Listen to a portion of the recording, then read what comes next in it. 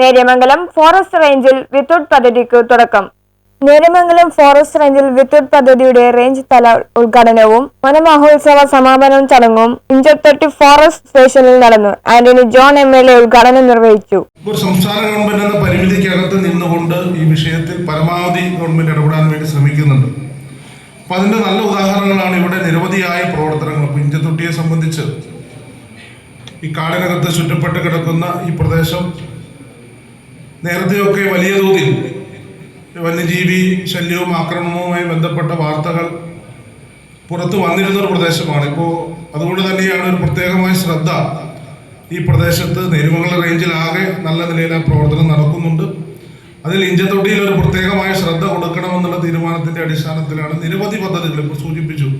ഇവിടെ കടന്നു വരുന്നവർക്കെല്ലാം കാണാം, നേര്യമംഗലത്ത് നിന്നും ഇവിടേക്ക് വരുമ്പോൾ വളരെ മനോഹരമായ ഫെൻസിങ്ങിന്റെ പ്രവർത്തനം നമ്മൾ അതിന്റെ നിർമ്മാണം പൂർത്തീകരിച്ചിട്ടുണ്ട്.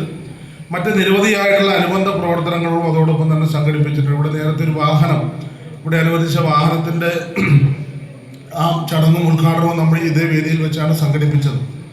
അതോടൊപ്പം തന്നെ നിരവധിയായിട്ടുള്ള ഇപ്പോൾ നേര്യമംഗലത്ത് മാത്രമല്ല കോതമംഗലം മണ്ഡലത്തെ സംബന്ധിച്ച് പരിശോധിക്കുമ്പോൾ കുട്ടമ്പുഴ ഗ്രാമപഞ്ചായത്ത് വൈസ് പ്രസിഡന്റ് സൽമ പരീദ് അധ്യക്ഷത വഹിച്ചു. Munnar division forest officer NT Sibin പദ്ധതി വിശദീകരിച്ചു. ബ്ലോക്ക് പഞ്ചായത്ത് അംഗങ്ങളായ KK Gopi, PM Kannan, ward member Mini Manoharan, higher secondary school principal Aji CS, Inchathotty പ്രധാന അധ്യാപിക Salomi teacher, Kothamangalam flying squad range forest officer Francis Yohannan, deputy range forest officer GG Santhosh എന്നിവർ സംസാരിച്ചു. കേരള വനം വന്യജീവി വകുപ്പിന്റെ മനുഷ്യ വന്യജീവി സംഘർഷ ലഘൂകരണവുമായി ബന്ധപ്പെട്ട പത്തിന കർമ്മ പദ്ധതിയിലെ മിഷൻ ഫുഡ് ഫോർ വാട്ടറിന്റെ ഭാഗമായി വിത്തൗട്ട് പദ്ധതി നടപ്പാക്കി വരുന്നത്. വനമേഖലകൾക്കുള്ളിൽ വന്യമൃഗങ്ങൾക്ക് ഭക്ഷ്യസുരക്ഷ ഉറപ്പാക്കുക എന്ന ലക്ഷ്യത്തോടു കൂടി ആനിലി, നാവൽ, പന മുതലായ തദ്ദേശീയമായ ഫലവൃക്ഷങ്ങളുടെ വിത്തുകൾ ശേഖരിച്ചും മണ്ണും ജൈവങ്ങളും ചേർന്ന് മിശ്രിതത്തിൽ വിത്തുകളാക്കി വനത്തിലെ തുറസായ പ്രദേശത്ത് നിക്ഷേപിക്കുകയാണ് ചെയ്യുന്നത്.